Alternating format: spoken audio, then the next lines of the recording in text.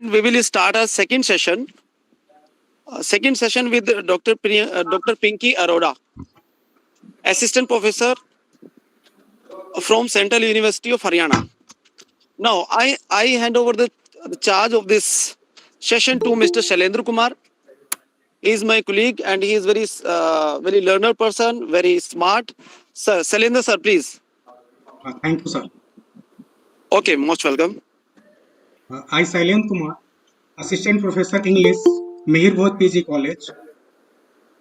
Welcome you all in the session second of today's workshop on communication skills.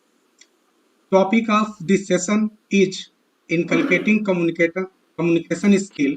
You have it in you, which is to be presented by a great scholar and genius of this communication field, Dr. Pinky Arora, who is an assistant professor English in Central University of Haryana. She has also done her PGCT from English and Foreign Language University Hyderabad, and she has recently completed a certificate in general language from St. Stephen's, Delhi University in this year only. She has a vast teaching experience prior to this university, Central University of Haryana. She has also experience of IIMT University Meerut, TITM Meerut, and Khandelwal College of Management Science and Technology Bareilly. She has a vast experience in publications as well. She has published 7 papers in national, international conferences, and she has also published 7 chapters in different reputed books with ISBN numbers. She has also published 11 papers in international seminar and conferences and 14 papers in national conferences. She has also presented several webinars, organized several webinars, and also attended many webinars. She has also contributed as a reviewer at international conference on best innovative teaching strategies. So, ma'am, it's really a great honor to have you here among the students of Mihir Bhoth College and scholars from different state universities. Ma'am, kindly.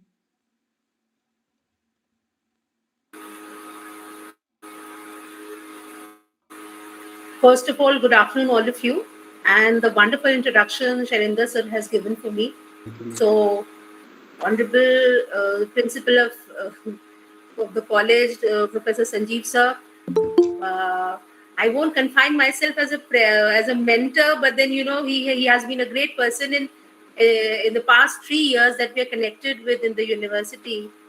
And apart from that, Secretary Sir Dr. Arun Mishra ji, as called out by Dr. KP Sir. So all the the teachers, the professors whose name I haven't called out, the dignitaries, students. So good afternoon, all of you. And I would really first thank Professor Sanjeev sir that he has given me the opportunity and he had invited me to come down for this presentation, the wonderful honor he has given me. And I really feel honored for the wonderful platform he has given me to present my views on this topic. Though the topic that was called out for me, that was inculcating communication skills, do you have it in you? This is a kind of a question on every student. So I would request all the students who are sitting here, little be interactive with me, and you can. I would like to discuss it, make it a more interactive session, because I would be talking about 2 important skills that we need for language learning, and that is listening as well as reading. So I would be calling for a little bit of activities, and I would appreciate that if you join in and come up with your questions. So it'll be a great session indeed, and you can make it more interactive if you keep on answering and responding to the questions. So now I would be sharing my screen.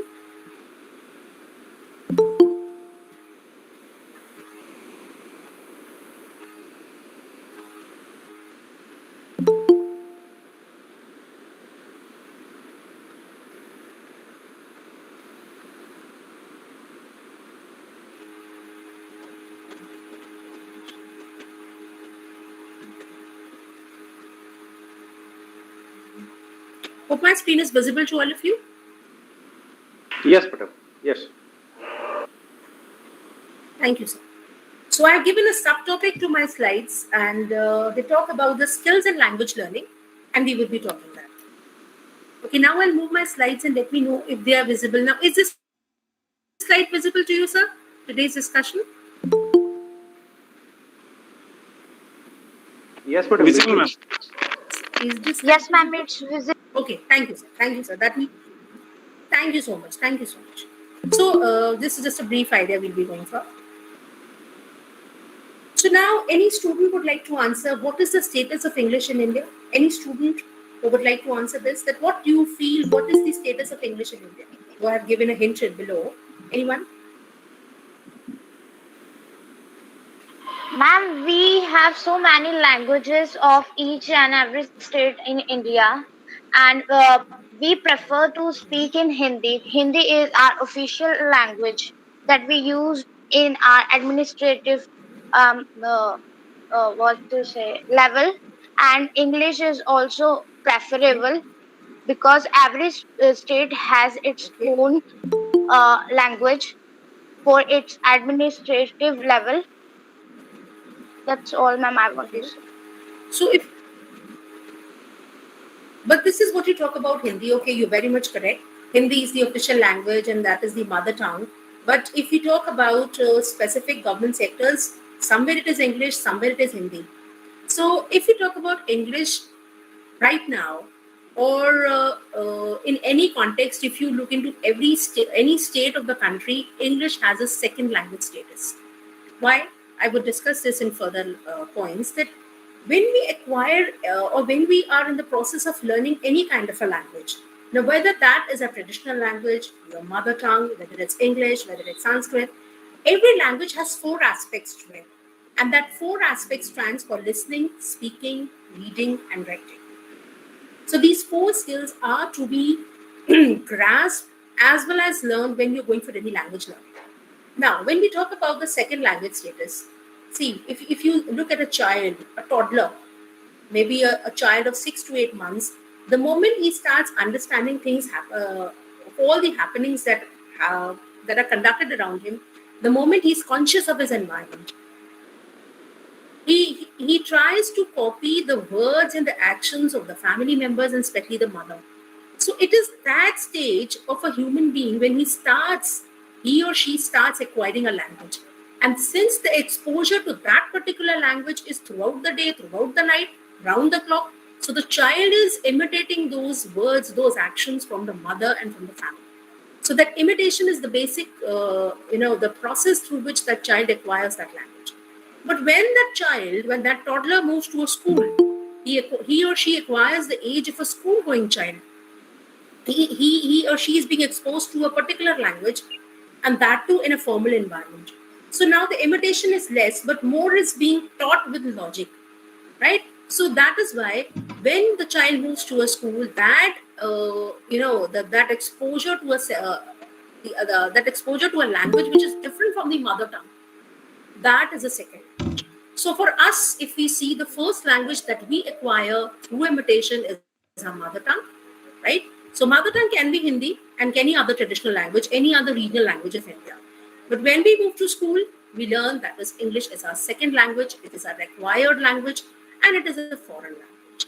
Now, different terms and different terms have been specified to that what is English, what status it has been given. But the reality is that it is a second language. That is why you find programs of English for special purposes, right? Then English as a second language. We read these particular topics in our graduate programs. So, since we are exposed to our mother tongue right from the birth.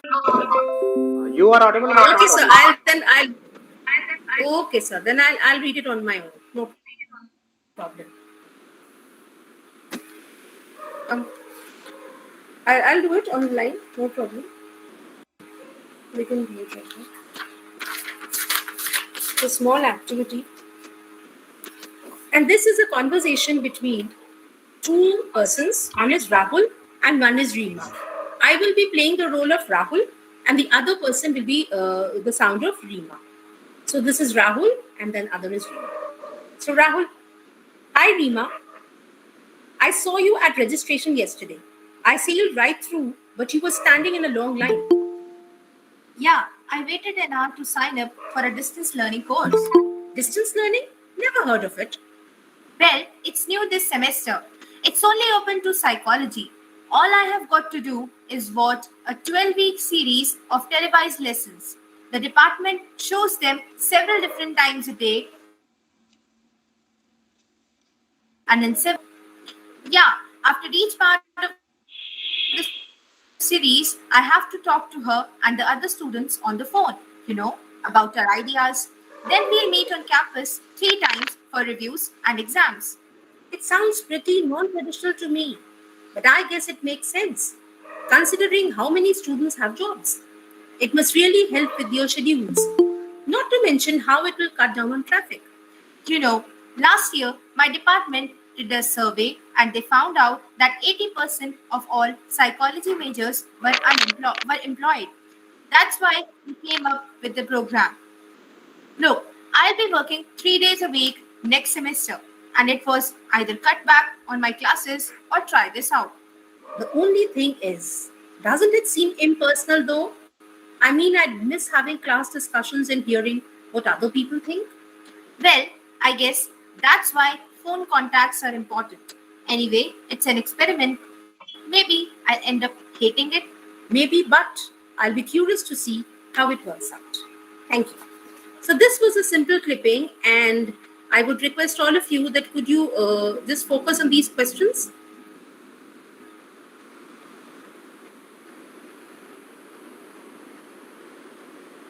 And can we discuss these answers? Yes, anyone with the first question? Where did Rahul see Reema the previous day?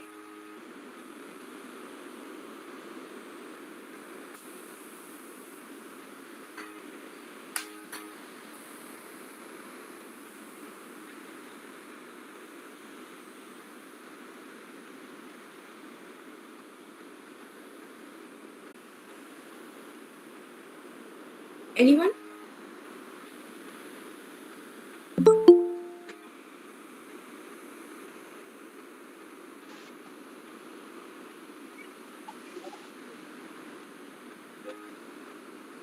Yes, any answers? Where did Rahul see Reema the previous day? Any answers? Student side? Ma'am, I think they were in Okay. front of Then I'll be some discussing these institution. answers. Yeah, that's great. Wonderful answer. May I know your name, please? Ma'am, my name is Prerna. Okay, thanks, Prerna. You just made it run. Otherwise, I thought My that people pleasure, are not ma'am. able to interpret. Thank you so much. So, yeah. So it says, where did Rahul see Reema? Actually, he had seen her in a long line. The Reema was standing in a long line and she was going for the registration. So she saw her there. That is what I'm telling you. We conduct these listening activities in our lab sessions.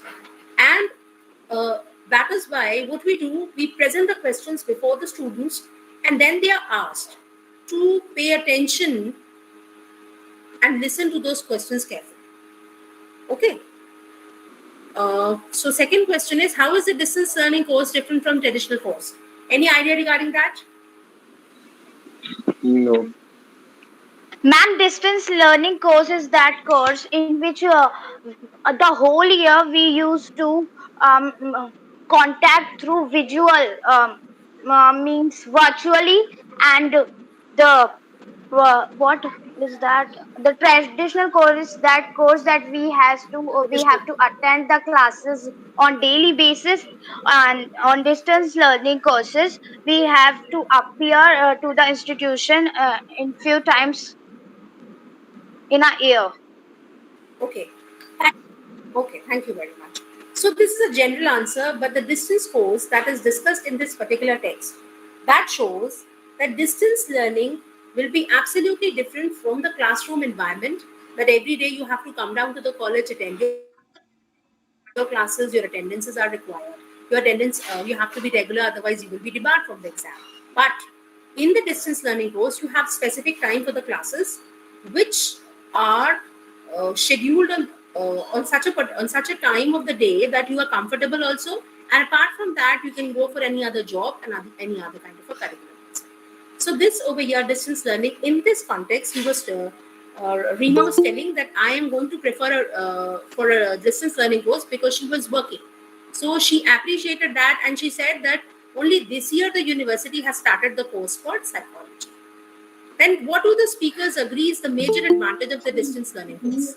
This is the major advantage, that they had to go for only 12 television sessions, and then they could come out with a proper curriculum being completed and the exams will be conducted. You might all be knowing about open schooling concept.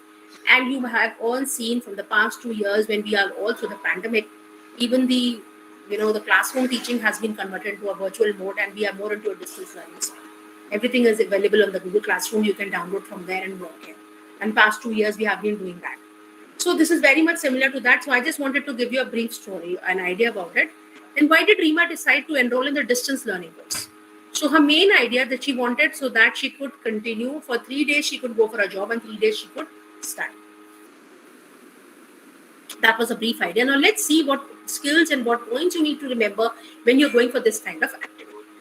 So let's talk about listening comprehension. So listening comprehension, what we will be covering is the meaning, the types, sub-skills, barriers involved, right? We will be talking about, and then overcomings. Then if we see listening is an active process, we all know that it is an active process and we have heard a lot about it. But if we pay attention, that what do you mean by that? What do you mean exactly by this active process? So this line which I'm talking about is very much similar to what we see in a computer. Input is being given, the data has been processed, and we give us the computer gives us desired output. So now talking about that, when we talk about input, we talk about all the concepts which are required for input and listening. So whatever is being spoken to you, whatever sound impressions you get on your eardrum, right? Those impulses are carried to the brain processes them. Now that involves your interpretation. Once that interpretation is done, we get a desired response, and that becomes the output. So listening is a quite complicated process. It is an active process where your ears, your brain, and a proper desired response is being expected from you, right? Now, this process is a very typical thing which we need to work on, because if once you remove that processing, it becomes hearing. So a processed hearing becomes your listening. Once you process what is being told to you, what is being guided to you, that makes your output. So processing can be bottom-up listening or processing. It can be top-down processing. Now, what is bottom-up processing? See, bottom-up processing is normally what we do as a student, right? We are solely confined to what is being told to us. That means we have to pay full attention to all the words that are being spoken to us. We interpret them, we understand them, we follow them, right?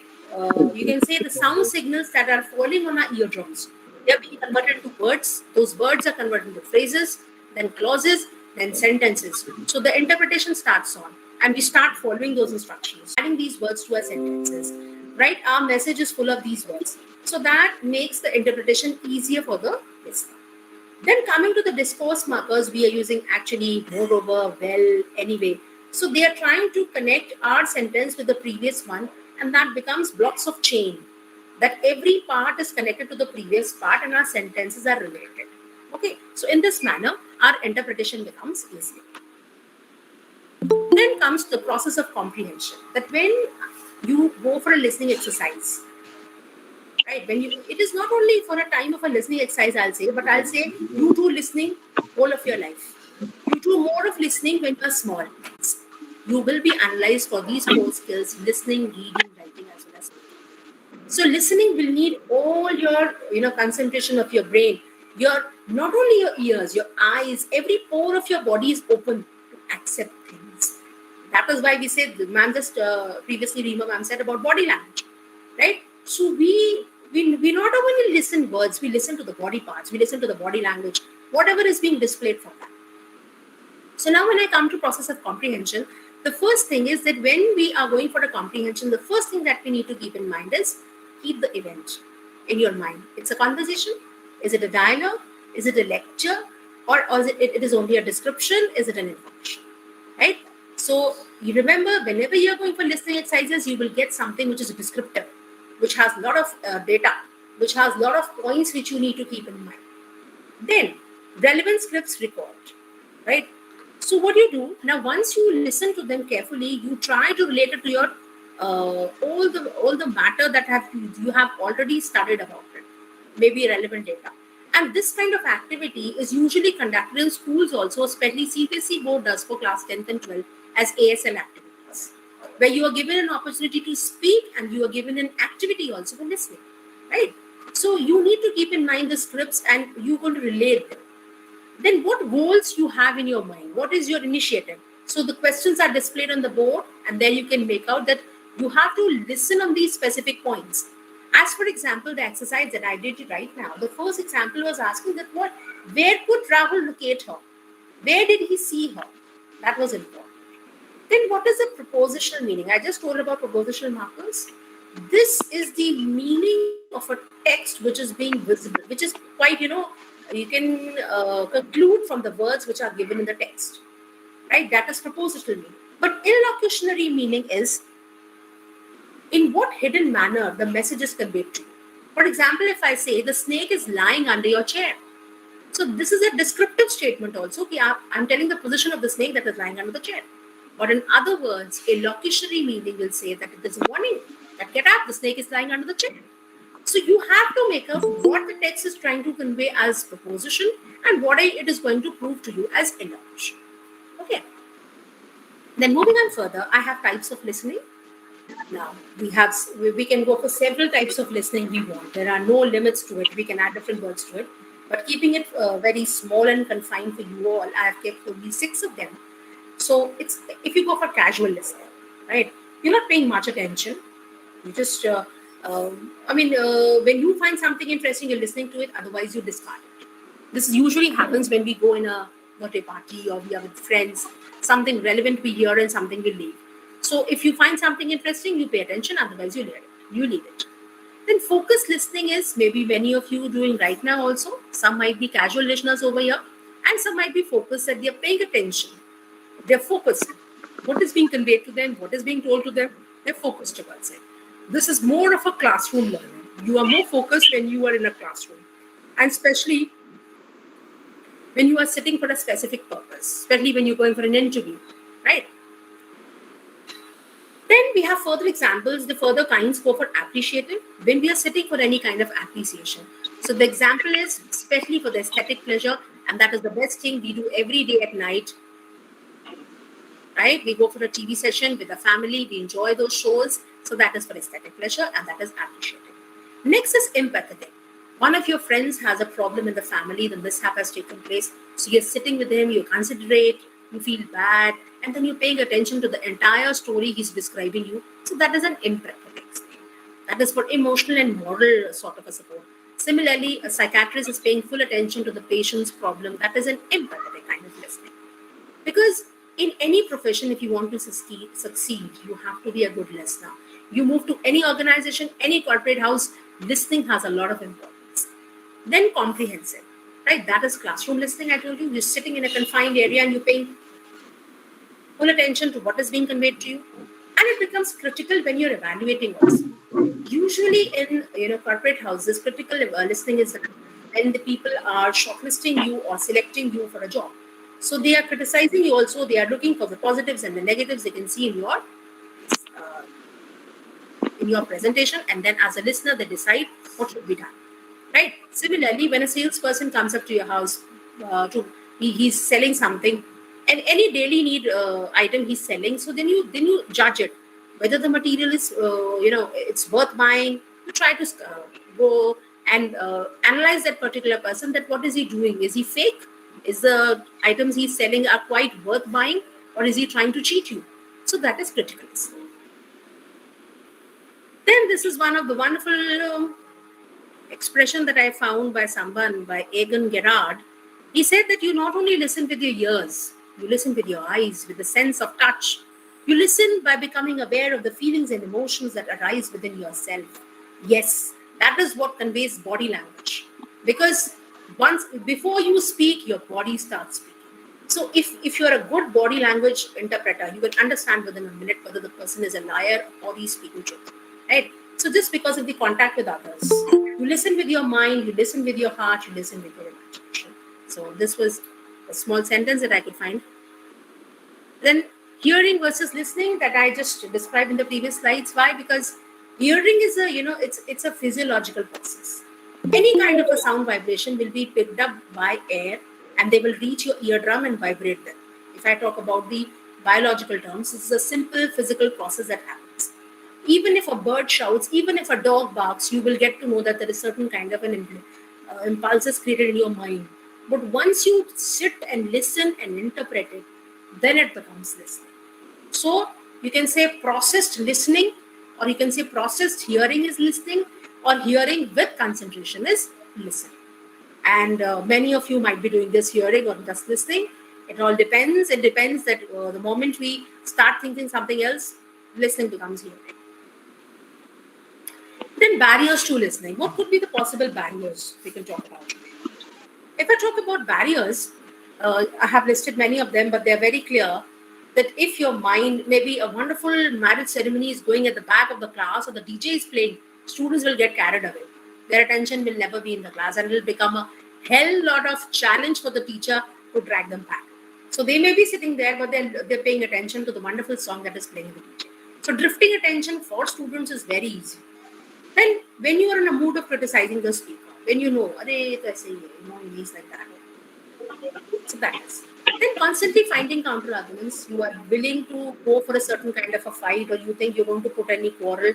Just now, there was a person who was talking. He asked Rekha ma'am that what should I do with the students? So I will answer over here, though I wanted to answer at that time, but now I can do that. This is a scenario that is being practiced in all colleges. Students are always the same. Even when we were students, we had batchmates of that sort. Even today and even in future, they just check the patience of the teachers. So the teachers have to be calm because we are given a picture that we have to stay. So when someone is after your life to irritate you, they can do that very easily. So that is what people do when they're listening to things. They're trying to build up counter arguments and they try to pull you to.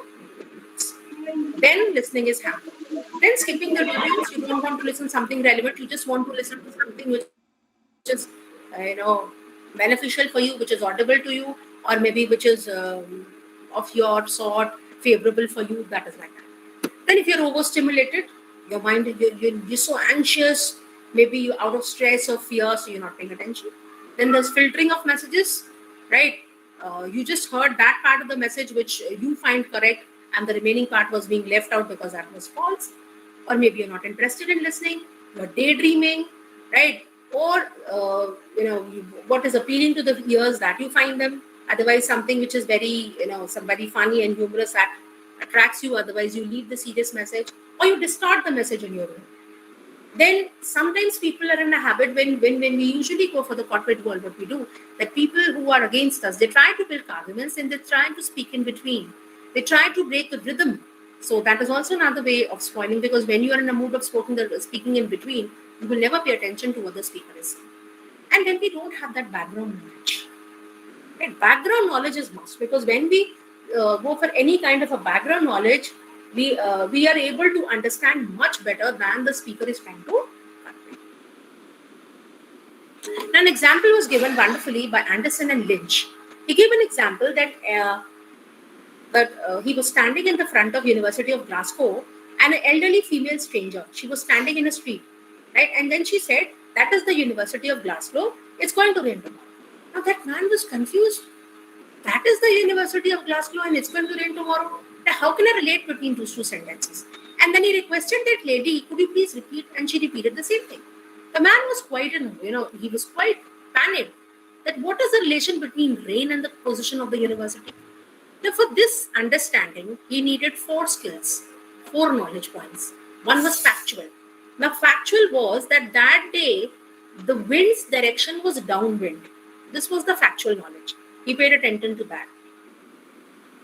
Then the local factual knowledge, he found out that the University of Glasgow has a big clock tower with a bell. Then socio-cultural knowledge, right? The social cultural knowledge taught him that Britain people are very much conscious about the weather. Their activities are going towards, they are governed by weather. And the contextual knowledge was that at that very moment when the lady was speaking, the tower bell was, the clock of the tower bell was striking. Now, relating all the points, he could find that this is the university and it is going to rain because the lady could hear the clock bell ringing. And the clock bell could be heard by people only when the wind was downwind. So the sound got carried away and the people could hear. And if the people could hear the clock in that weather, that means rain was about to come. So these are 2 different sentences with 2 different contexts, though they were not related. But it was the man who had to put in all the effort that the weather, the sound of the clock bell was telling about the approaching rain, whereas the lady was showing that this is the University of Glasgow. It sounds very abrupt, but this is what happens with the listener. When he's sitting and listening, he has to add the background knowledge. Another simple example I can give you all, which will be more easier to understand. These are 2 speakers. Now I can say, do you have 286? No, I have a 486. Is it SX or DX? Yeah, the B said DX. You don't have to wait long when you save your files. Now come these words, saving your files. I can show the PC to you if you drive to my house in the evening. So now can any student tell me what could be the conversation about? Can anyone make a guess that is this conversation between A and B is regarding what? What particular thing they are discussing? Anyone can tell me? Hello.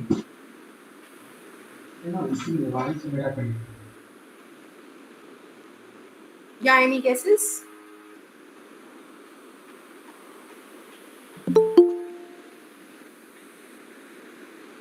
Ma'am, I think they are talking about some presentation and computer related work.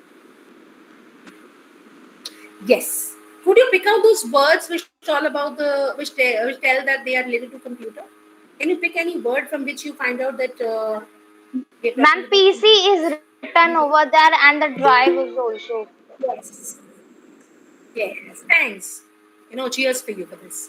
So the first 3 sentences might not be clear to the people, but the last sentences, when it comes to saving of files, when it becomes PC, Ma'am, when we talk files about also. single drive, double drive, then we get to know that this is, yes, files, drives, PC. Then we get to know that we're talking about computers. So this is a background knowledge. Maybe one who has no idea about, maybe he knows computers, but then he doesn't know about the drives. He doesn't know that they can save files. Maybe he or she is not aware of the features of the computers. Then he might not be able to get the point that why we are doing this, right? Or why we are, or what we are trying to communicate between these 2 people. So then we get to know through these words. So this is where we need our background knowledge, right? So for the listening comprehension, it is required that you have to have a background knowledge. Why you find that your parents are very much interested in listening to the daily news that is available on Aaj Tak and all other channels? Why? Because they have that knowledge. They know about politics. They know about the details. They know about the current situation that is happening around. They have that background knowledge, so it becomes easy for them to listen and understand that what is happening in it and all over the world. Then we come to the next. This was all about listening. Listening skills that I wanted to convey to you. Now I will be talking a little about reading skills. These are the definitions, though I wanted all of you to speak a little about reading, but there are 1 or 2 people only. But if I talk about reading is another active process, and more of these skills, more difficult than listening, I would say, and one can inculcate and enhance only with practice. Both these skills, it is not about listening but reading as well. And these are the definitions. I don't think I need to really read them out because this is, one can see that we get the stimulus of reading when you get a printed page. That's clear. Now, these days we have soft copies also, so we only read when we get the opportunity to do that, either on a hard copy or a soft copy. So it gives you a stimulus that you sit and read. Similarly, it is a psycholinguistic guessing game because then you start guessing the meaning and concluding the meaning of the message that is being put in that particular text. And finally, reading comprehension is understanding a written text. These are the three definitions that we go for. But when we talk about English, because in this particular presentation, we are confined to English only. But if you put all these aspects to other regional languages, they are equally the same because every language has these 4 skills that have to be developed if you are going to learn them. If you're going to learn any traditional language, any mother tongue, it will be happening in the class wherever you are going to learn. So when we talk about English, now here when we talk about English, we usually look into the historical background, or you can say the present situation that even the government of India is promoting. Even the technical knowledge should be given to the students in their regional languages also. You find the JEE Mains paper or the NEET paper are also conducted in traditional languages. Because we don't want to confine ourselves only to English or Hindi, but we want to broaden that canvas. So that's why English is no more that only supreme language existing in India, but yes, it is a library language. Now, by library language, I mean that still today, you find all the memoirs, research papers, the wonderful literature that is available in any library of the world is prevalent in English. Do you find them in European languages? You find them in any other language. But still then, you have languages of the elite and the scholars. We still do everything in English, and even in cases, what I don't know much about that, and my apologies if I say wrong, even the cases that are being fought in Supreme Court are done in English. So still English has a good impact in the country, though gradually we are coming out with the traditional ones, but it still exists over there. So it's a library language, it's an official language, and it's an international language. Now, moving on to the different aspects of the reading, I would talk about the 3 levels of understanding, because this you might have heard from people that you read the lines, you read between the lines, you read beyond the lines. And when you do all these 3 things, you're a wonderful reader. These 3 things will decide your speed, your purpose, you can say appropriateness of your reading. That whatever you're reading, whatever you're interpreting is absolutely correct or not. So when we come to the first point, reading the lines is just, if I give you a text, you just turn it around. How many paragraphs are there? How many lines are there? It is very lengthy. It is very short. You try to find that. So this is just you reading it. You're just having a brief idea of it. Now, when you start reading, you're reading between the lines, you're reading every word, you're interpreting it. Okay?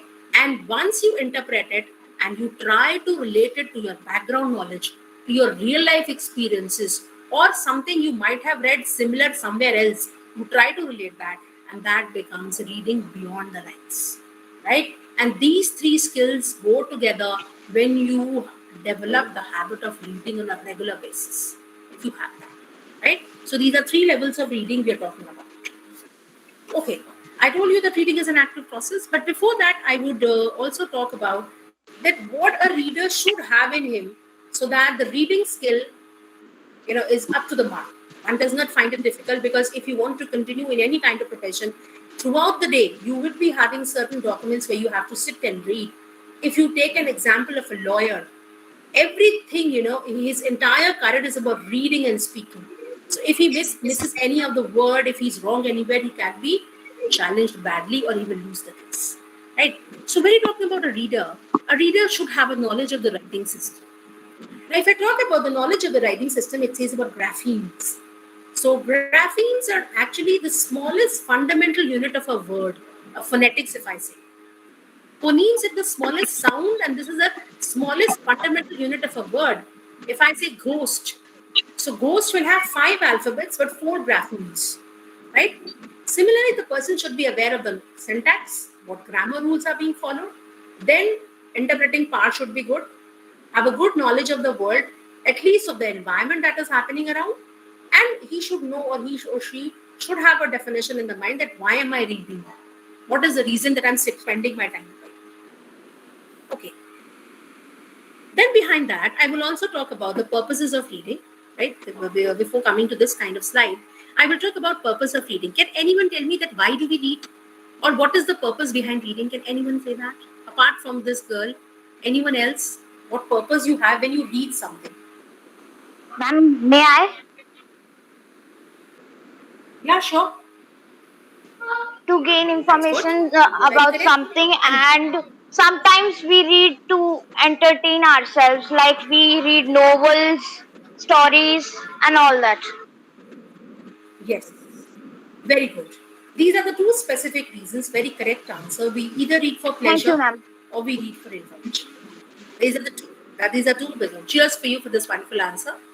So we usually do that. If I give an English book, if you give an English book to a laborer, or you can say, I won't say the laborer, but if you give a laborer a Hindi book and if he can read, if he's a literate man, at the end of the day, he would not like to read it. He would really go for a bed. He said, I'm going to sleep, I'm hardly tired. But it is ultimately your pleasure when you sit and read, when you are provoked by this particular concept. We as teachers are supposed to read because that is a part of our profession. You are going to read as a book because you are a student, because you are busy reading your textbooks. But if I talk about a common man, we read only for pleasure. Early morning, our fathers are desperate to go for newspapers. Why? For information. So ultimately, these are 2 points. If I broaden, then I can say I read, newspapers, magazines. So I don't want to get into that category because they all fall under one single document. But these are the 2 different kinds of purpose which we go for reading. Now coming to these 4 different kinds of reading, now if I go for skimming, suppose you're going to any bookstore, you're going to an exhibition, that is a book exhibition, and you are willing to buy, and if you're willing to buy something, right? You're willing to buy. Okay, so when you go to an exhibition, you go to a bookstall, and you're looking for you want to buy a book. How do you decide that which book is the best? See, either you know the name of the author, well, you are sure in your mind this is you're going to buy. But when you have so many books in front of you, what do? You pick up that book, you look at the back cover page, you read those lines, those reviews are being given, right? Then you look, you troll through the pages, you just turn them because they are all black and white. You don't get much of it. But the back cover, the front cover, something which attracts you and makes you decide. So that is called skimming, right?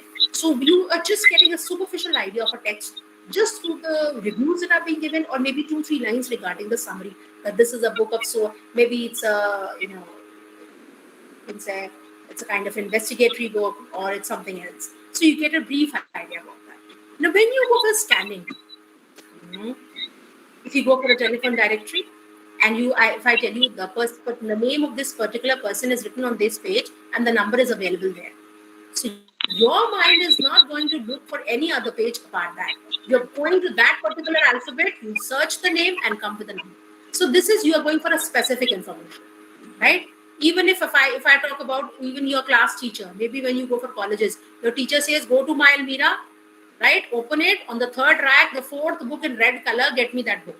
Okay. So you are not going to pay attention to how many books are lying there, what is it, how long is the big Almira, and how many slabs it has. You just go to that particular place and pick it up. So that is scanning. But when we go for extensive reading, what do? Right? We are reading a particular novel when we really enjoy reading every word of it. Every word entices us. Then that is a rapid reading of a text, and that is for the global understanding. So it becomes extensive reading, right? So this is much different from what we do in skimming and scanning, and that becomes extensive reading. And when we come to the last one, that is intensive one, this is done when you study a particular research paper, right? Or you have to extract any information. And this is also done when students are solving comprehension exercises in exam. That is intensive reading. They are just looking for the exact answer that is being asked in the question, right? And this is also done by lawyers who read every word of the legal document, because any wrong word can turn the tables. So their profession, their money, all depends on what words they use in the legal documents. They can even be put behind bars. So as you move to government sectors, you are more careful about what you write and read, right? Then moving on further, I have a small exercise, though I would not be dragging you a lot into it, but this is a little bit of discussion that I want to have. That most of you, if you read, how do you prefer reading? Do you like loud reading or silent reading? Any answer from the boys' side? If you do reading, do Loud you like loud reading or reading. silent reading? Silent reading. You like loud reading. For example, if that's correct, this boy, whoever said that's correct, because if I give you a newspaper, will you like to read it loudly, every word of it? You might read 2 or 3 words in the starting, but you might not read the entire article loudly, right? So that is a little bit, this is very unnatural. Even when you sit in front of God, you don't read those scriptures loudly. You read them silently, and then you interpret, right? Give some examples of situations where you read loudly, where you read aloud. Do you have those examples? Any example? Ma'am, whenever Yes, a teacher asks us to read classroom. in the classroom or we do Yes, that's speech, great. Great answer. But then one And thing ma'am- is there. Usually we do at home when we want to do. Bolo. ma'am, I would like to say that whenever we used to teach illiterate people That's right. in That public is a very place, correct we answer. used to read out loud. Thank you, ma'am. Yes, that's absolutely right. And usually we do this with our grandparents when they grow old, when they're not able to read, and they say, "Ki padh ke dena mere liye." So then you do that, and then you Yes, relish every ma'am. moment of it. That Yes, you do ma'am. wonderful task. Yes, right? Yes. So coming to these points, if we talk about reading, what do you prefer? As a student, do you prefer silent reading or loud reading? Ma'am, it depends. As a student, no. Depend on place. As a student, everyone should means prefer loud reading because students do not concentrate fully. They are if they will prefer silent reading, then they will not be able to concentrate fully. So they should prefer loud reading from my point of view. Okay. Ma'am, I may I? understand your point of view, whoever it was. Yeah, sure. Ma'am, according to me, it depends. Because sometimes when we don't understand something clearly while we read something silently, so we have to read it out loud because it leaves a mark on our brain or our sensory nerves. This is my point of view. I usually do this. See, now I will, if you have completed now, I'll say, I appreciate both the answers. See, silent reading is the only way when you want to comprehend well, right? From my point of view. And when you say that students don't pay attention, they should speak loudly, that's also correct because usually students fool you. They show that we are reading, but they're not actually doing it. That is also there. So we need to spot with every student. Some students are very good in reading. And remember one thing, silent reading is faster than the loud reading. You cannot speak words so fast as compared to the reading power that you have in your brain. So your reading speed is very important. And this is a certain skill which is important for you if you want to succeed in your life. Because at times when you are in a very higher position, you are given you're really short of time and you have to decide things very fast. So for prompt decisions, good decisions, one has to be a careful and a good reader, right? So preferably, gradually when we move on to the professional world, we are a silent reader, right? But as a student, I will appreciate that we can go for a lot of loud reading, and we do make our children also do it. I mean, I made my daughters do loud reading because I wanted to see that the phonetics they use is correct or not. So reading, apart from reading, will also teach you speaking also, that this is the correct way of speaking. Even in my German classes, our teacher used to say every week that please read this text loudly, so that we can teach you that how you're going to speak. You will be evaluated for that also. So with reading, you get another skill to be enhanced, that is speaking, and you get to know the correct pronunciation. Because only hearing is not sufficient for a student to be a good speaker. He has to practice and speak also. That is why we have phonetic lab sessions. So I appreciate the answer that he gave. Wonderful answer. And similarly, the student also, when she says that we prefer silent reading, because as when we are conscious that we want to learn something, we love to go for silent reading. And when we have a mischief in our mind, then we don't do that. We just show off that we are sitting and reading. And usually students do that when they don't want to study. So this is a very common thing that happens. But we, as teachers, have limitations and we cannot go out of them. So we have to do our work also. We have to complete the responsibility also, and we have to bring our children to the proper level where they prove themselves that we have done hard work on them. So it's ultimately the credits that students bring to the teacher is the wonderful performance they give in their exams and in future in their professions also. So that's a wonderful answer. So that is why when we talk about reading and when we do silent reading, right, then we come to the reading speed, that what reading speed I have. See, this is very important when you're going for any kind of competitive exam. I remember that was some about 9-10 years back when I was going for an exam, CTET, and we were given 4 comprehensions. So there were many students who, they said the paper is lengthy and they could miss it.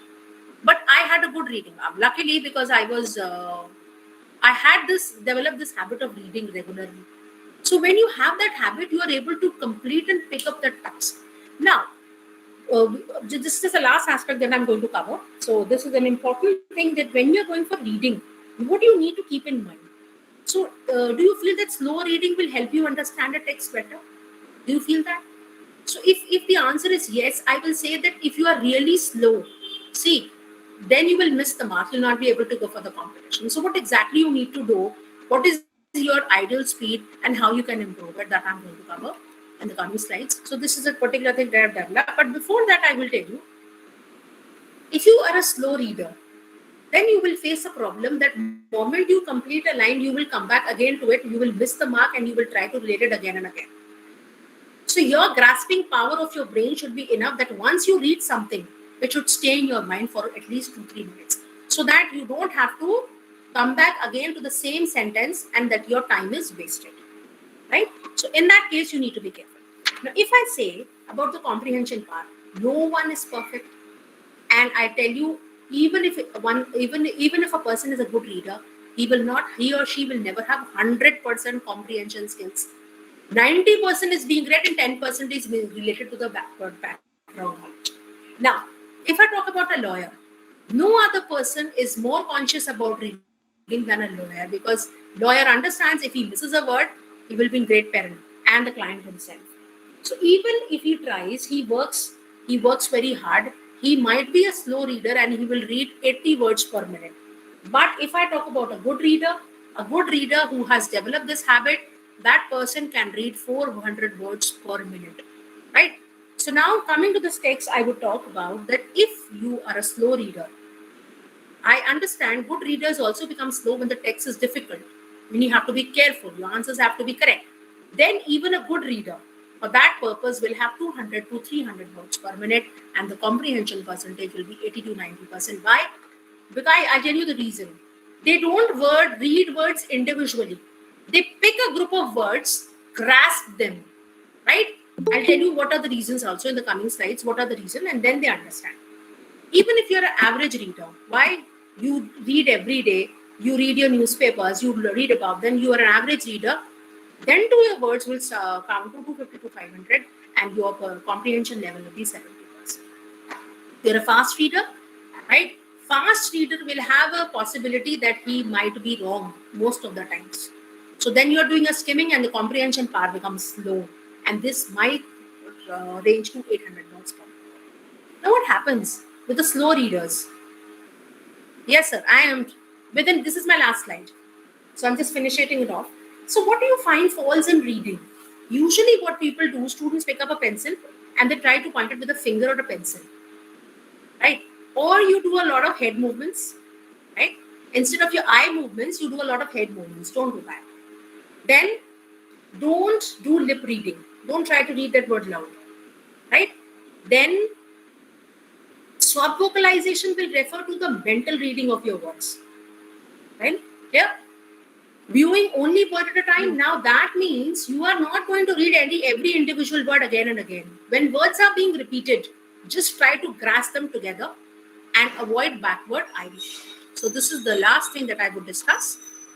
And the possible solutions I told you, we can say, for example, if I give you a small text, I give you a comprehensive exercise. So what you do?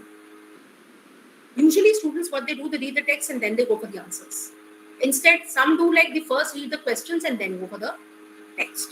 Now, the third thing what happens, just skim the text. Skimming that, have a brief idea, go over a superficial idea, and then look for the answers. But the best strategy is read the questions carefully and just try to find similar words in the text which are matching with the questions. And just look for that scanning, pick up that information and write it down. This is the possible solution. And this was all about my presentation that I wanted to give you all today. Thank you for patient listening, and it was indeed a lengthy one, I hope. So, any questions from your side? So I would welcome. Thank you, sir. Thank you, Pinky ma'am, for enlightening the participants with your great knowledge and experience. Now the session is open to all for doubt clearing session. Participants can ask the question if they have any doubt. That there is no question, ma'am. Yeah, Khushi, Prerna, and some others who are participating actively. If they do have any questions, please share your questions with Pinky ma'am. Then Pinky ma'am, I have a question for you. Sure, sir. Welcome. मैं क्या सूरज मतलब सूरज को रोशनी दिखाऊंगी मैं. First is, why don't you demonstrate this presentation skill to me there at Central University of Haryana? Particularly the way you आपने कभी मौका ही नहीं दिया. ये जो presentation आपने इस गरीब को कभी मौका ही नहीं दिया.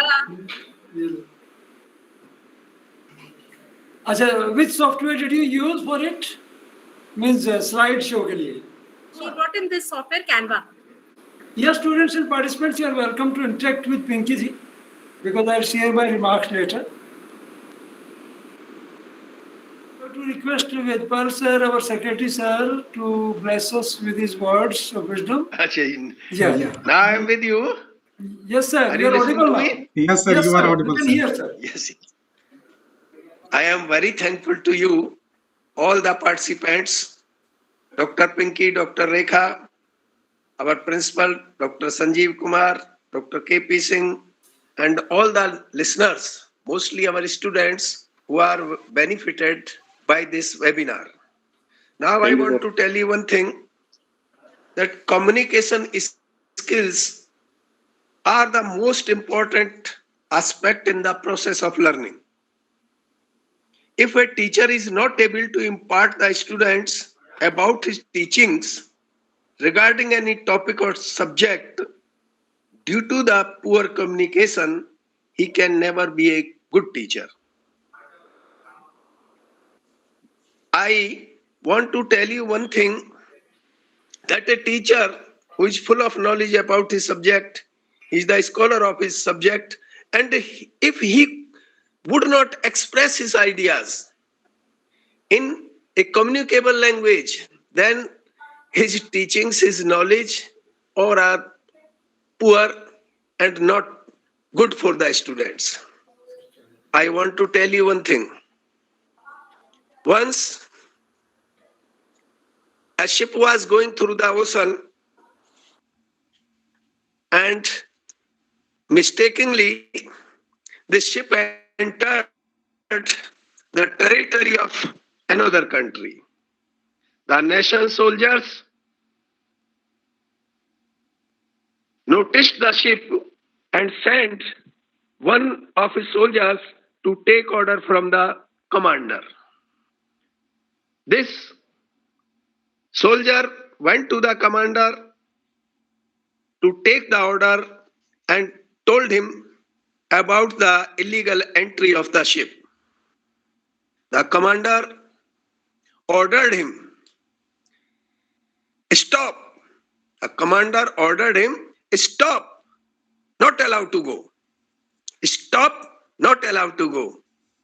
This soldier has come to his other companions and told him that the commander has ordered, stop, not allowed to go. Stop, not allowed to go.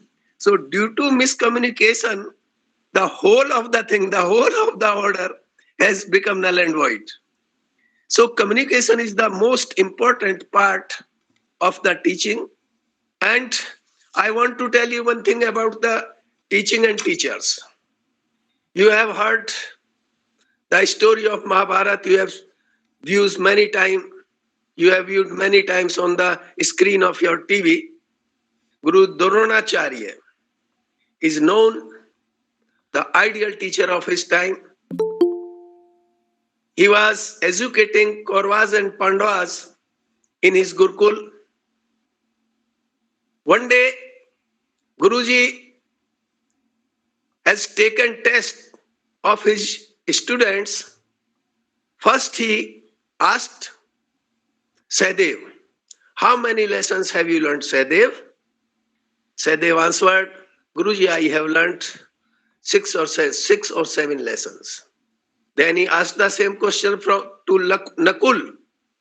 Nakul answered, I have remembered 2 or 3 lessons.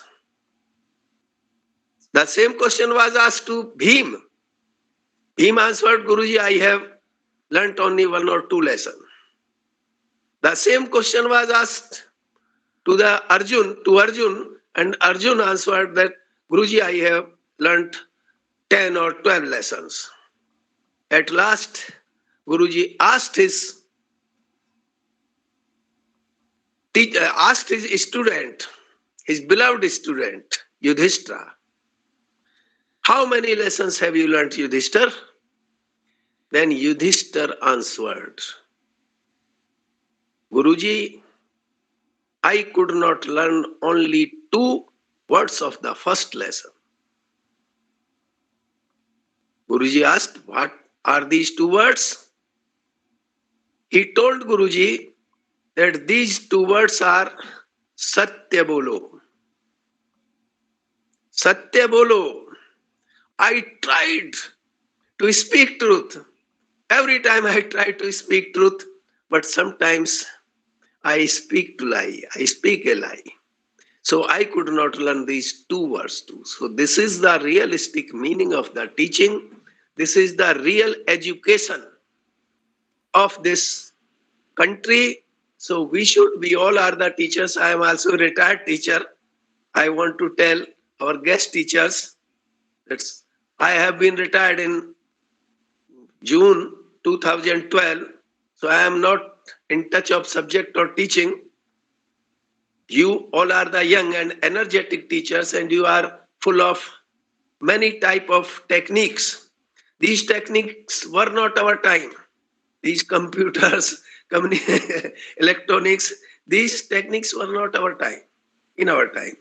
So I am very thankful to you, those who have participated in this webinar, and I hope that our principal, our staff will also organize such type of webinars to benefit our students. And I am thankful to all the guest teachers and our college teachers. Okay, thank you all.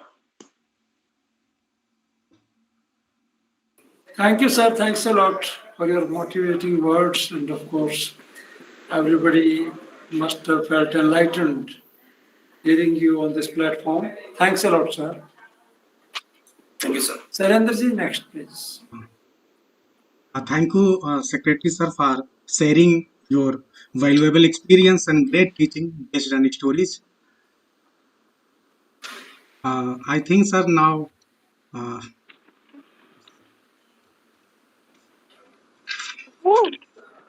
request to our Honorable Principal, sir, Dr. Sanjeev Kumar, to share to bless the participants with his great knowledge on this topic, communication skills. Thank you, Sarendraji. And first of all, my pranam to our Secretary, Sir, Yudhpalji, an educationist, an administrator, a social activist, a philanthropist, and of course, whatnot. Our guardian and guide here at Mihir Bhagat PG College.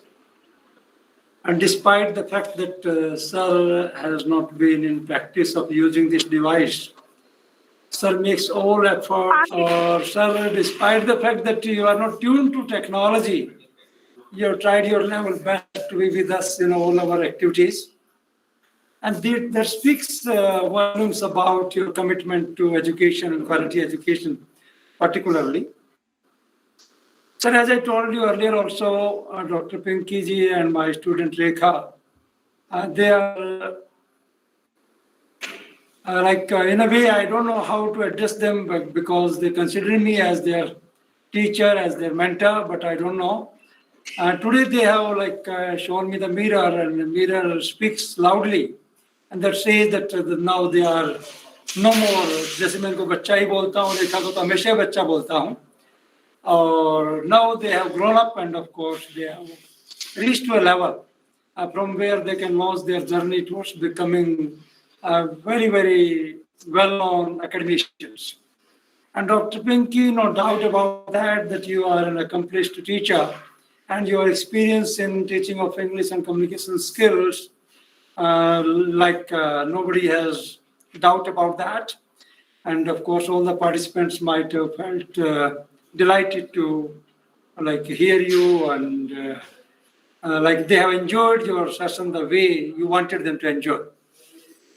And of course, starting from Rekha's lecture on personality development and communication and various nuances of communication to the nitty-gritties of communication from the perspective of LSRW, listening, speaking, reading, and writing. And of course, making it so technical and so structured in Dr. Pinky's presentation. Now we are sure that at least my students and younger participants must have got an idea that communication is not simply like learning a few words and of course uttering the words and coming closer to audio or coming closer to video, and then of course rather it is beyond that. Many things have been said, and of course it has been said that there is a difference between sound and noise. There is a difference between sound and voice. There is a difference between communication and interaction. And there is difference between communication and bad communication, good communication and bad communication. And this is how it's not that simple as we generally take it. Because there is something to be rehearsed and it is something to be practiced. That's very important. And who practices it well? One thing that Secretary Sir has rightly said that, and of course, my two younger friends, they have also said it, that yes, the person who walks the talk is a good communicator. Generally what happens, you might have heard many orators, and their oratory is no doubt very profound and very impressive. But of course, they sustain as orators only when they practice what they advise. This is very important. This is very, very important. और ये रोको मत जाने दो, ये structural ambiguity and semantic ambiguity, ये जो हम क्लास में पढ़ाते हैं, ये सामान्य नहीं है मामला. ये particularly for a teacher. And teacher has to be very impressive in classroom. Teacher has to be good communicator in the classroom. And of course, as Rekha has also mentioned so well, that a teacher who has the element of empathy, the teacher who has the understanding of difference in the class, means who appreciates the difference, diversity in the class, diversity in terms of background of the students, diversity in terms of students coming from different multilingual context and multicultural context, intercultural context, and then of course the teacher puts himself in the place where students fit themselves well, and then he interacts. Then of course the teacher is certainly a successful communicator, and that there is no doubt. This element of empathy, this element of understanding between the perceiver and of course the speaker, and speaker's perception should be a very, very truthful perception. It's not simply that, yes, of course, you are given a task as a teacher and you have to deliver a lecture. That's not enough. But yes, there has to be the element of trust among the students on the teacher, that whatever my teacher is communicating, it is something to be received, it is something to be internalized, it is something like Francis Bacon very well said, that yes, some books are to be chewed, some books are to be swallowed, and some books are to be digested, and some books are to be chewed and digested. And that chewing and digesting, that becomes very, very important And it happens only when you have, and the reader has the trust on the reading material, on the book, on the text, and the student has the trust on the teacher. That's very, very important. And sometimes what happens, I remember one example, and that generally I quote whenever I have the opportunity to quote, particularly when I orient my students to a new session. When I orient my students to new session, और मुझे अच्छे से पता है कि मेरा जो vocal cord है बड़ा खराब है. I know it very well. और मैं जनरली लोगों को कहता हूँ, मैं अपने बच्चों को भी कहता हूँ. So what happened? I was a teacher in a college, government college, and that was located in a very, very remote area. And name of that place is Krishnanagar Government College. Mahendragarh district में ही है. And I got first appointment as a regular teacher there in government college after my switching over to Haryana from Farrukhabad, UP in the year 2001. When the first batch passed out, then of course their younger sisters and brothers of those who turned to be alumni now, they came to attend the class, and as usual I used to meet them at 9 sharp because I used to have my first class at 9 everywhere. And maybe it was a government college or university or whatever. And then of course one day 2 students came to me and they simply said that, "Sir, sorry, don't mind. It was something which happened to me when they joined very recently, and it was just 1 week when they were with me." And 2 girls came to me and they simply said that, "Sir, our sister was saying that you are a good teacher. लेकिन sir problem क्या है, अभी 1 सप्ताह आपकी class लेते हो गए लगभग, हमें तो आपकी आवाज ही समझ नहीं आती." And it is something very true. I'm telling very frankly. और मैं रेखा को भी कहता था, इनको भी सुनाता था ये कथा. तो मैंने कहा, I don't know, I did have the same vocal cord when I taught your elder sister, and the same vocal cord is with me when I'm teaching you. Then of course, मुझे नहीं पता. I don't have any answer to this question now. But what else should I do so that you understand things well? But I just want to convey to you that those 2 students who came to me in the first week of my session as a teacher of that fresh batch, same 2 students came to me 3 months later and they complimented me like anything. And it was not because I changed my vocal cord or I changed my style. It was nothing like that. It was simply building of trust. I feel it very crucial. I consider it to be very, very crucial in classroom, that if students start feeling that, yes, whatever my teacher is teaching is worth receiving, then whether your vocal cord is entirely torn, or you are not able to even speak, or your throat is very sore, they will appreciate your communication. In that, there is no doubt. And this is what I feel, and that's why I consider it to be very important that first thing that the teacher has to do is to build the environment of trust in the class. And then, of course, he or she should learn the art of communication, the way students want them to develop. And of course, students are the great teachers. Whatever we have become today, maybe sir has retired and I am, of course, yet to retire, and it will take me 10 more years or 12 more years to retire. But whatever we have become so far, the larger part of our becoming, I owe it to my students. And every teacher, I have heard great teachers, okay, giving all credit to students, good students. Sir, this problem happens to with me also. Yeah. In the MPhil course, when I was doing coursework under you, so I was discussing with my friend Suman. She was your earlier student also. So I said, this sir is nice, but I cannot understand him. In starting 15 days, I couldn't understand. But later on, I just understand you only. Yes, it's not because of, I say that, yes, a teacher may not be very good communicator sometime, but yes, of course, because there are certain things which are God gifted, which are innate, which we can't change, but we can change our perspective to life. And what is that? That is something to be practiced, that you start trusting your students and students start trusting you. That's something very, very important in addition to your knowledge domain, in addition to whatever skills you acquire through practice. In addition to that, it's also very, very important. And with this, I don't know how to thank Dr. Pinky ji, my young friend, and of course, Rekha, my student, and of course, Department of English, Dr. KP Singh, and Shailendra ji. You have put a lot many efforts in organizing this event, and it could be possible only with your efforts.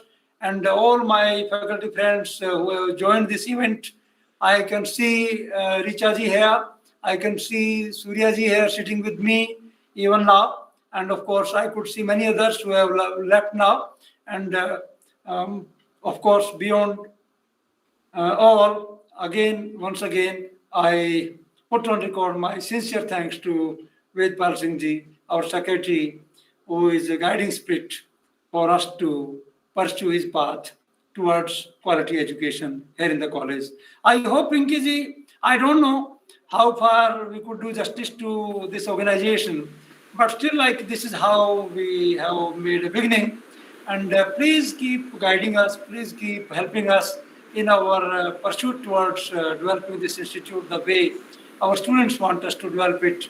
Our people who are mentoring us, they want this institute to grow, and for that I need everybody's support.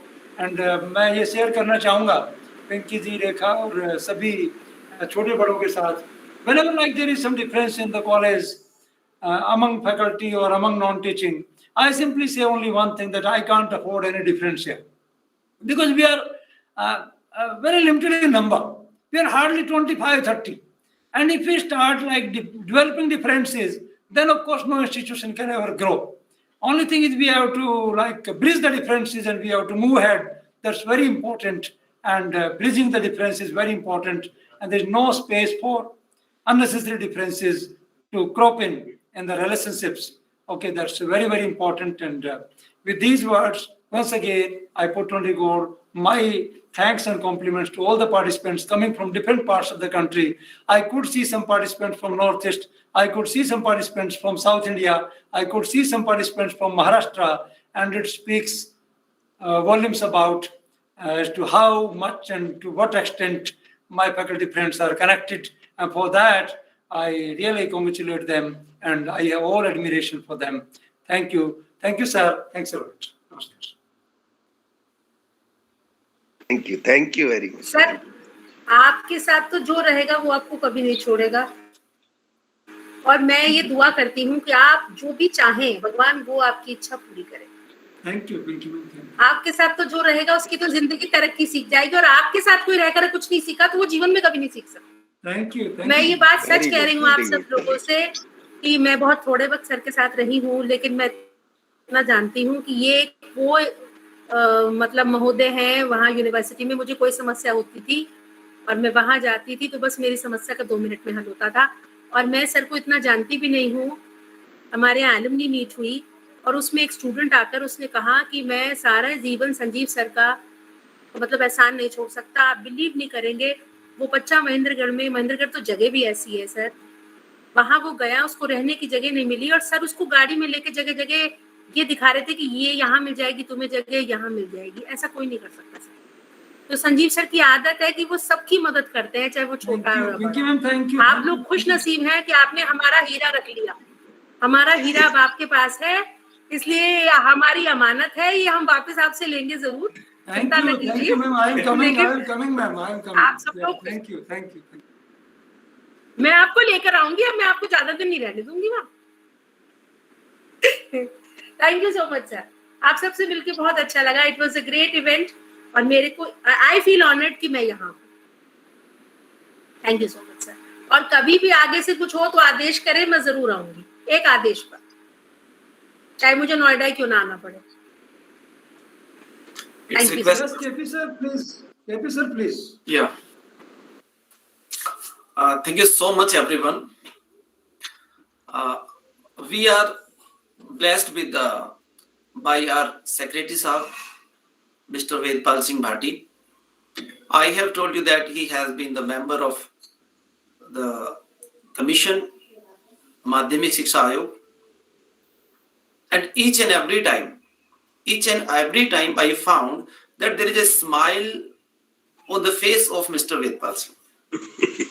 Is there any problem? He said that no problem, it will be solved. Because every problem has a solution.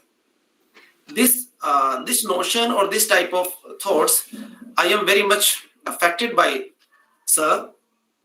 And Sir has told us a story through Kauravas and Pandavas. The same thing is here. We have learned so many things from Sir. Whenever he comes to a college, he always blessed us. He always said that you have to do much better. Because we have learned from the Sir that the students is the real mirror of teacher. Only the students are who knows us very well. From the very first step in the classroom, the student can understand us, they can judge us, and they are imitating us. That's why we have to be a role model. There are so many problems in the life of the students because some are from the poor families, some have different types of problems in the young age. So each and every problem we have to listen, we have to take care of them, we try our best to solve them.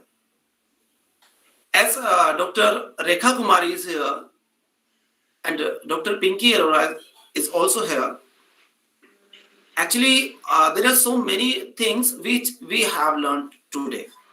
Actually, I am in the group of ANOs where so many people are from different states. And on my Facebook also there are so many friends from different states. And Sir, I want to say that there is one person from Nepal also. Actually, there is an international group of conferences and seminars. I have also shared this invitation in that group, and from that group 2 or 3 people also join. If I talk about Dr. Rekha Kumari and my another resource person, Dr. Pinky Arora, we have learned so many things. The students are very, even not only students, even we also learn something. Just like Dr. Rekha Kumari said that 93% of all communication is non-verbal. Actually, this is the fact. When I searched it on internet, I found that this is the fact. So many, we speak only 7%. Only 7% communication is based on words. Otherwise, 93 is really based on non-verbal. In the same way, Dr. Pinky Arora, she said that reading is an active skill. But when we were in B.Ed, we were told that reading and listening, they are passive skills. But really, it is active, or we can say this is proactive. If we are listening someone, if we are listening someone, or if we are listening something, even then, only then we can respond. And another very important thing is that reading is just like breathe in. If we are taking breath, only then we can breathe out. If we are reading, we can write. On behalf of the Department of English, I thank everyone. The session was very interesting, and all the people who are participant here, who joined us, I heartily thanks everyone. Thank you so much.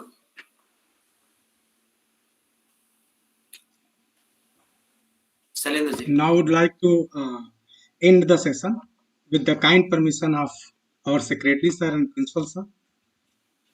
Thank you everyone for joining the session. And I request everyone to kindly join the Telegram group which have been shared in the chat box. And also I request to everyone to fill the feedback form so that we may issue the certificates to everyone. Sir, once again, thank you, Pinky ma'am. Thank you. Rekha. Thank you, ma'am. Thank you. Thank you, organizers, and thank you, participants. Thank you sir, thank you so much. Thanks. मुझे आपकी आवाज कभी भी बुरी नहीं लगी. अच्छा जी. It was always great. Thank you, ma'am. Thank you. Okay sir, Thank you. और ये तो सर की पुरानी आदत है कि सर ने एक स्टूडेंट को रूम नहीं दिलवाया. मेरे को तो सर ने अपना रूम ही दे दिया था जब मैं एमफिल स्टूडेंट थी. तो सर ने अपना रूम छोड़ दिया, कह रहे रेखा बेटा आप इसमें रहो, मैं कोई और देख लूंगा. तो सर के बारे में जो कुछ भी बोला जाए, आई थिंक वो कम ही होगा. कमी है, ये फैक्ट है सर. That is true. इसलिए वी ब्लेस अस की we bless him. You know, वो जो चाहे भगवान उन्हें वो सब इच्छाएं उनकी पूरी करें और वो स्वस्थ रहें, खुश. We are also blessed. Best sir can get, that should be for him. ऐसे लोग मैम बहुत कम मिलते हैं इस दुनिया में, बहुत कम. बहुत अच्छा कर रहे हैं सर, जी मैम. बहुत अच्छा. रेयर. क्योंकि मैं हम चाहते हैं कि आप सर को वापसी ना ले जाओ. नो सर, हम लेके जाएंगे. No no no no. अच्छा मत, नहीं ले जाएंगे, आप रख लो, कोई बात नहीं. कोई बात नहीं, वो तो होता ही है सर, वो तो होता ही है. कोई नहीं सर, कोई नहीं. Okay sir. जी ma'am, thank you ma'am, both of you. Thank you secretary sir, thank you principal sir, thank you everyone for joining the session. Thank you once again to all.